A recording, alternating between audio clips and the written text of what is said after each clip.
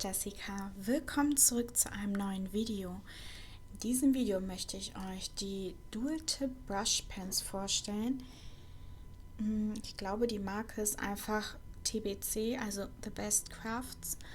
Und ich habe diese Brush Pens von der lieben Nadine geschenkt bekommen, zusammen mit einem kleinen Malbuch. Vielen, vielen Dank für das Geschenk. Es ist schon ein bisschen her, aber ich bin noch nicht zu einer Review gekommen und möchte es jetzt nachholen.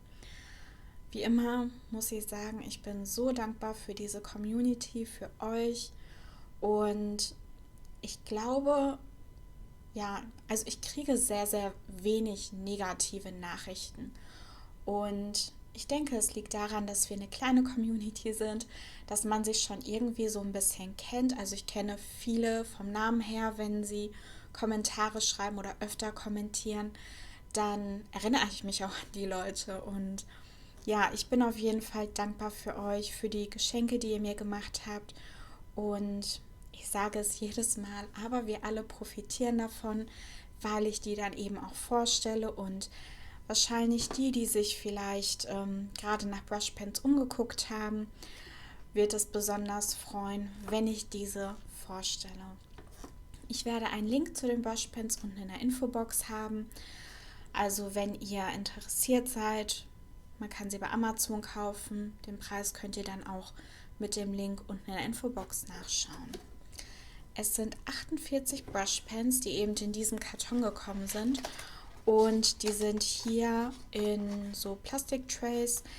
Und die Stifte bekommt man auch relativ leicht raus aus diesen Plastiktrays. Natürlich kann man sie dann auch in eine separate Box umfüllen, wenn man das möchte. Die Brushpens an sich, es sind Dual-Tip Brushpens, das heißt, sie haben zwei verschiedene Spitzen. Einmal eben eine Pinselspitze und einmal eine Feinliner-Spitze. Und ich finde es eigentlich ganz praktisch, weil ich zum Beispiel, wenn es eher so eine Filzstiftspitze ist, also dicker als eine Feinliner-Spitze, benutze ich die eigentlich nie. Und diese Feinliner-Spitze kann ich super fürs Kartenschreiben benutzen, oder auch wenn man hier und da mal Notizen machen möchte in bunten Farben, kann man das damit eben sehr, sehr gut machen. Und ich gucke gerade mal, habe ich hier irgendwo Papier, damit ich euch die Pinselspitze zeigen kann, ohne meine Finger unbedingt einzufärben. Und zwar ist die Pinselspitze eigentlich relativ fest, aber dennoch leicht biegsam. Ich hoffe, ihr seht das hier im Video. Also sie lässt sich leicht biegen, nicht so biegsam wie manch andere Pinselstifte, die man vielleicht kennt, aber sie lässt sich auf jeden Fall ganz leicht biegen. Ich würde jetzt nicht sagen, dass sie unbedingt fürs Handlettering, ja doch, fürs Handlettering kann man sie auch gut verwenden, weil sie eben sehr fein malen kann, aber auch bei Druck eben breiter wird. Und was ich schön finde ist, manche Pinselstifte haben so wie Fransen, wie eben normale Pinsel es auch haben. Und dieser Stift bleibt eben zusammen, das heißt, er franzt beim Schreiben oder Malen nicht aus. Und man kann damit eigentlich sehr, sehr akkurate Linien ziehen. Das hat mich schon mal sehr gefreut und begeistert. Dann kommen wir zur Farbauswahl. Und zwar gibt es, wie das Set schon sagte, 48 Farben. Und ja, man hat eigentlich alles dabei.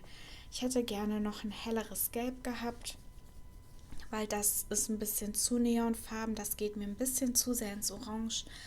Aber man hat eine schöne Auswahl an Orangetönen, schöne Auswahl an Rottönen, Pinktöne, ein paar Lilatöne, Blautöne, Grüntöne, Grautöne, Brauntöne. Es ist eigentlich alles gut vertreten und auch in schönen Schattierungen, die man kombinieren kann. Als Test, das ist übrigens Aquarellpapier, und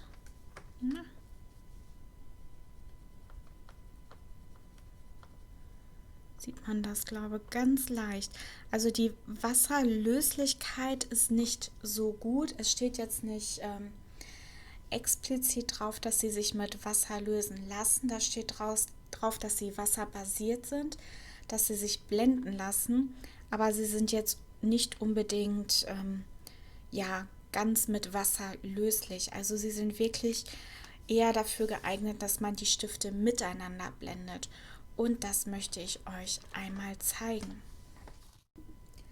Ich habe hier das Aquarellmalbuch von Christy Rice, Summer Cutting Garden, und ich habe hier schon ein bisschen rumgetestet. Wie man sieht, das erste Blatt ist nicht so schön geworden, aber der Rest ging eigentlich ganz gut. Und ich nehme mal ein größeres grünes Blatt. Und ich habe hier 3 Farben. Ein Nachteil an den Stiften ist, dass die Stifte nicht mit Farbnamen oder Nummern beschriftet sind. Ich fand es schon beim Swatchen ein bisschen schwer, die Farben auseinanderzuhalten und vor allen Dingen die Farben dann rauszusuchen, die ich brauche. Ich musste immer wieder nachzählen, welches Grün ich jetzt genau nehme von meinem Swatch-Chart. Also wahrscheinlich muss man immer vorher ein bisschen antesten, bevor man wirklich das Grün ausmalt. Nicht, dass man sich eben vertut. Und ich habe hier jetzt mein hellstes Grün, male ein Blatt, also wirklich schnell, nicht ordentlich aus. Dann nehme ich mein mittleres Grün und die Farben laufen schon ineinander. Die Stifte sind sehr, sehr saftig, sage ich mal. Und die Farben laufen schon von selbst echt gut ineinander. Und mit meinem dunkelsten Grün setze ich einen Schatten. Dann gehe ich jetzt quasi wieder rückwärts, blende mit meinem mittleren Grün das dunkle Grün aus und mit meinem hellsten Grün das mittlere Grün.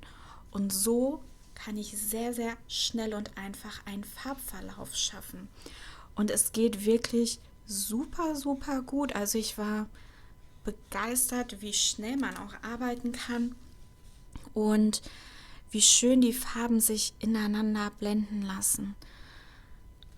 Ich habe schon einige Brushpens ausprobiert und ich glaube, das sind so die ersten, wo ich so begeistert bin, dass das so einfach und problemlos funktioniert. Ich würde euch wirklich empfehlen, das aber nur in einem Buch zu machen mit dickerem Papier beziehungsweise optimalerweise mit Aquarellpapier, weil eben die Stifte schon sehr saftig sind und sogar bei diesem etwas dickeren Aquarellpapier ganz leicht durchdrücken.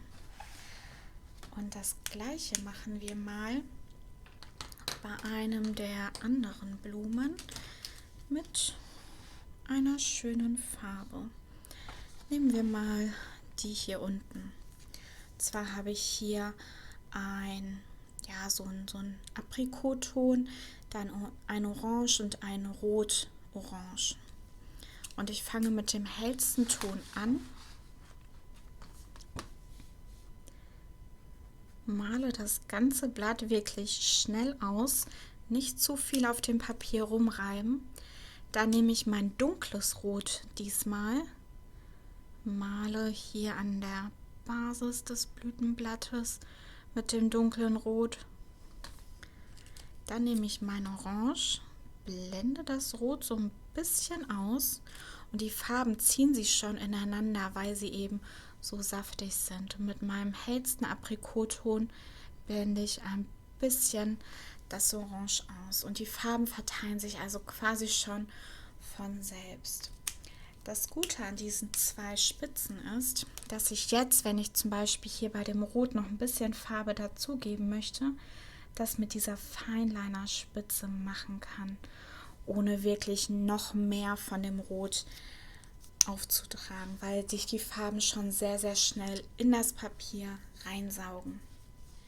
Vielen, vielen Dank an Nadine für dieses schöne Geschenk. Diese Brushpens sind wirklich schön. Sie sind nicht wirklich wasserlöslich.